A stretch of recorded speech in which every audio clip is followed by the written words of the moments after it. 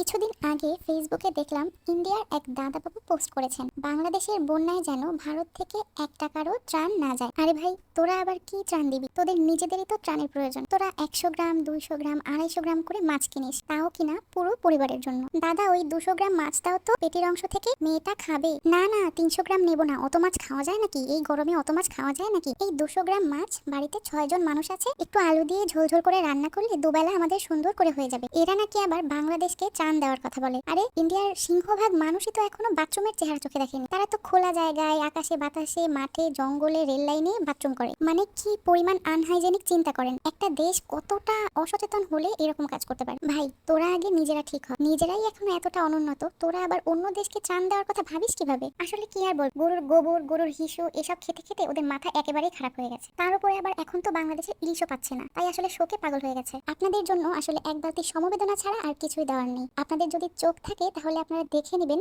বাংলাদেশের মানুষ বন্যার্তদের সাহায্যের জন্য কি পরিমাণ ডোনেশন দিয়ে যাচ্ছে। যে যা পারছে নিজের জায়গা থেকে সর্বোচ্চ চেষ্টা করে যাচ্ছে। আর আপনারা কিনা বাংলাদেশকে ত্রাণ দেওয়ার ভয় দেখাচ্ছেন। শোনেন, আপনারা সবাই ওই 1 টাকা করে ডোনেশন দিয়ে আপনাদের দেশের যারা এখনো কিনা মাঠে ঘাটে হেগে বেড়ায় তাদের জন্য বাথরুমের ব্যবস্থা করেন। তাতে অন্তত পরিবেশ দূষণ কম হবে আর আপনারা সুস্থ থাকতে পারবেন। আর এতে করে আপনাদেরকে একটা সভ্য জাতি বলা যাবে। যাই হোক, গসিপ করতে করতে আমার রান্না বান্না শেষ, আর আজকে বিফ বিরিয়ানি রান্না করলাম। রেসিপিটা আপনাদের ভালো লাগলে ভিডিওতে অবশ্যই লাইক করবেন আর আমার পেজটাকেও ফলো দিতে ভুলবেন না।